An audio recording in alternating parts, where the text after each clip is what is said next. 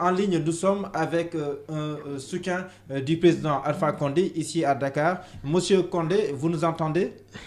Oui, je vous entends très bien. Monsieur Condé, la première question, il vous est reproché d'avoir falsifié la volonté populaire en Guinée, que la CENI a publié des faux résultats. Est-ce que vous avez la même impression que ceux qui disent ça? Ça, c'est pas du tout vrai. Ça c'est le président Selou qui est en train d'alimenter des mensonges partout pour dire qu'on a falsifié des résultats. Mais ce monsieur-là, même pas 5 heures de temps, il sort et il déclare des résultats, ce qu'il avait dit lors des campagnes. Il avait dit à tout le monde que c'est lui-même qui va déclarer les résultats. Mais les résultats ne sont pas encore sortis. C'est la CENI qui donne les résultats. C'est pas le président Selou qui donne les résultats. Et ces résultats-là, c'est pas le gouvernement en place ou bien le président Alpha Condé qui va donner des directives pour qu'on falsifie ces résultats-là. Il est en train de semer la pagaille en Guinée. Il veut mettre le chaos en Guinée parce qu'il sait qu'il est perdant depuis le départ. Il a eu les résultats qu'il faut. Les résultats, avant de se coucher sur son lit, le 18 au 19, il sait ce qu'il a eu comme voix. Il connaît tout. Maintenant, voyant qu'il est perdant, maintenant il veut semer le chaos en Guinée. C'est lui qui va gagner avec un taux de 53% des suffrages exprimés. Monsieur le président Selou avait dit qu'il a gagné, il n'avait pas donné de chiffres. Après, il est ressorti pour dire qu'il a eu 53%. Mais comment il peut y avoir 53%? Il ne peut pas avoir même 30%, il ne peut pas avoir 30%. Selou, c'est un perdant. C'est un perdant qui veut mettre le chaos en Guinée. C'est un perdant. Ce que je vais te dire, monsieur Diallo,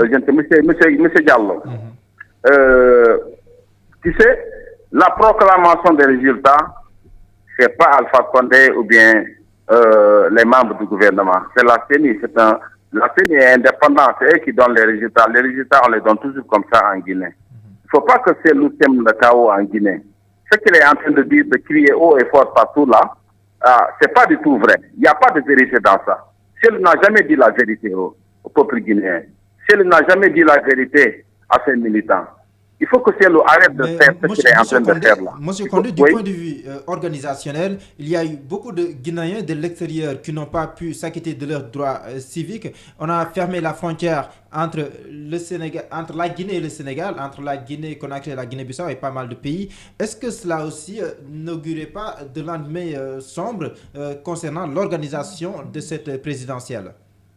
Ça veut dire que vous voulez faire allusion au Sénégal, le cas du Sénégal qui n'a pas là où on n'a pas organisé des élections, c'est ça? Et l'Angola, un peu partout, même en Sierra Leone. Même en Sierra Leone et l'Angola, beaucoup de pays. Non, l'Angola. Je vais vous aider un peu. Je vais vous aider un peu. En 1993. Je vous rappelle que vous êtes avec Abdallah Aïdara qui est avec vous sur la ligne. En 1993.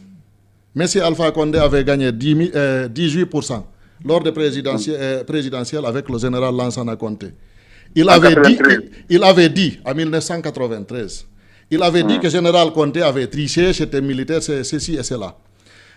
Plusieurs années après, avec le général Konaté qui était à sa faveur pendant la... Non, je vais finir, hein. Je vais finir.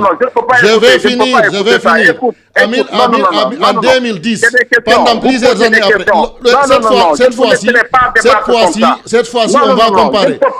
Si quelqu'un peut dire que l'autre a menté, parce que Selou Dalein ne dit pas la vérité devant Alpha Condé, Alpha Condé est une honte nationale. Non, je ne vais pas t'écouter, on ne va pas t'écouter. Je ne vais pas t'écouter. Non. Ce qui était en train de dire là, je ne connais absolument rien de ça.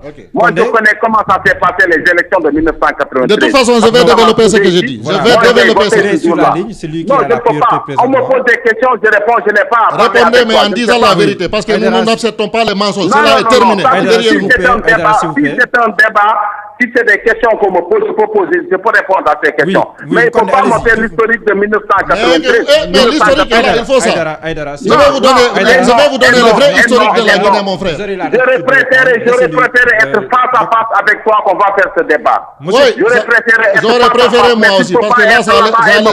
1993. Tu ne connais rien de 1993. Moi, je sais comment ça s'est passé. Il y avait les Tirajou, il y avait les Doré, ils étaient tous là. Je connais l'histoire. Je connais que Alpha Condé avait gagné. Je peux te parler de ça, mais j'aimerais être face à face avec toi. Non, vous aurez l'occasion. Mais en attendant, on va reparler de cette élection de 2020. Voilà, c'est ça. J'aimerais parler, parle de ça. Le fait que des Guinéens qui vivent à l'extérieur n'aient pas pu voter, comment est-ce que vous jugez cette situation? Je peux te parler du cas du Sénégal. Si tu peux bien m'écouter, je te parle du cas du Sénégal. Nous n'écoutons que vous. Parce que je vis ici au Sénégal. Le cas du Sénégal, la CENI a dépêché les éléments qui doivent venir enrôler les Sénégalais ici.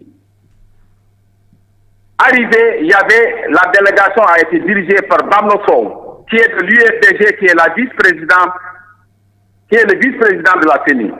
Et il est du UFDG. Arrivé au Sénégal, M. Bamno est venu avec des fiches pour enrôler les Guinéens qui n'ont pas de papier et qui ont l'âge de voter. Et ces papiers-là ont été destinés uniquement pour les districts en Guinée, c'est-à-dire les villages les plus reculés, les gens qui sont nés et qui n'ont aucun document pour s'enrôler. C'était destiné pour ces gens-là. Bamnoso est venu ici, il nous a imposé ces documents-là qu'on peut s'enrôler avec ces documents-là. Moi et mon secrétaire politique, avec nos éléments dans les termes d'enrôlement, on a dit niet, parce que la CENI a bien donné des papiers qu'on doit utiliser pour s'enrôler. Il dit que les citoyens guinéens établis ou en service à l'étranger et immatriculés à la chancellerie des ambassades ou au consulat guinéen ou disposant d'un passeport guinéen en cours de validité. Tu as bien entendu? Oui, je vous entends très bien. Ce sont ces documents-là qui ont été demandés. Maintenant, le moment de l'enrôlement, nous, on s'est opposé à ces papiers-là. Il y a eu bagarre au niveau de Thiaroye et Rufisque. Il n'y avait pas de sécurité. La CAMI est venue et intervenue, a dit arrêtez les enrôlements jusqu'à le ministère de l'Intérieur du Sénégal nous donne des agents de sécurité. Il fallait passer par l'ambassade. L'ambassade, avant d'écrire au ministère, le lendemain, les gens du FDG sont venus saccager l'ambassade. Et les gens de CENI qui étaient venus ici pour enrôler les militants, les Guinéens qui établis au Sénégal, ont eu peur, ont plié bagages et rentré. Et ça a été dirigé par un de leurs qui est Banoson. Et ces gens-là sont rentrés parce que craignant leur vie est en danger, ils sont rentrés. Il n'y a pas eu d'enrôlement au Sénégal et le Sénégal a été mis à la touche. Mais comment expliquer cette fermeture de frontières? Non, les fermetures des frontières, parce que Selou était prêt à semer le chaos en Guinée. Il savait qu'il est déjà perdant. Il était déjà perdant. On organise des élections. Il faut qu'on sécurise nos frontières. Parce que tout peut rentrer. Tout peut rentrer. Parce qu'en Guinée, même à l'intérieur de Guinée, il y a des armes qui circulent là-bas. Mais pour mieux contrôler notre frontière, il faut qu'on ferme. Jusqu'à les élections passent, on ouvre les frontières. C'était ça. Mais est-ce que vous n'avez pas peur pour la Guinée?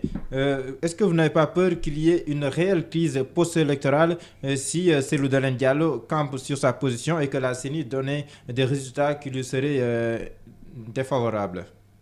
Non. Cellou,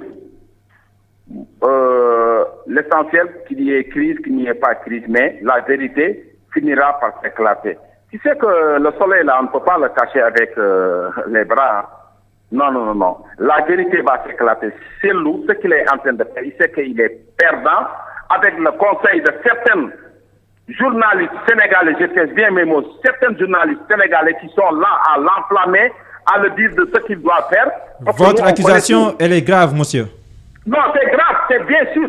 Je dis des journalistes sénégalais, bien, je pèse bien mes mots. Je dis des journalistes sénégalais qui sont impliqués dans cette élection guinéenne, ils se sont impliqués. Mais quel poids peuvent avoir des journalistes guinéens, des journalistes sénégalais sur une présidentielle guinéenne?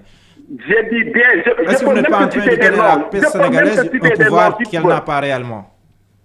J'ai dit bien des journalistes sénégalais, bien sénégalais qui sont impliqués dans ces élections guinéennes-là. C'est eux qui conseillent à enflammer la Guinée, à mettre la Guinée à feu et à sang. C'est eux. Parce que ceux qui sont en train de dire du mauvais sur le président Alpha Condé, de traiter le président Alpha Condé de dictateur, d'assassin, de tout. Ce sont ces journalistes sénégalais qui ont enflammé le feu. Ce n'est pas les Guinéens, mais les journalistes sénégalais. Je pèse bien mes mots. Mais monsieur, c'est bien d'accuser gratuitement, mais vous ne donnez aucune preuve de ce que vous dites. Ça, c'est pas gratuit. Mais vous ne donnez aucune preuve de ce que vous dites. Même devant les juridictions, je vais dire ça. Parce qu'on a des preuves. On a des preuves. Il y a même un de vos confrères qui a écrit sur ça. Qui a écrit quoi? Au moins, lui, il a été honnête. Il a été honnête de dire la vérité à ses confrères sénégalais. C'est vrai, hein? On suit. Comment est-ce que vous analysez la manifestation des ressortissants guinéens hier au niveau de l'ambassade de Guinée ici au Sénégal? Ça, c'est leur droit. C'est leur droit.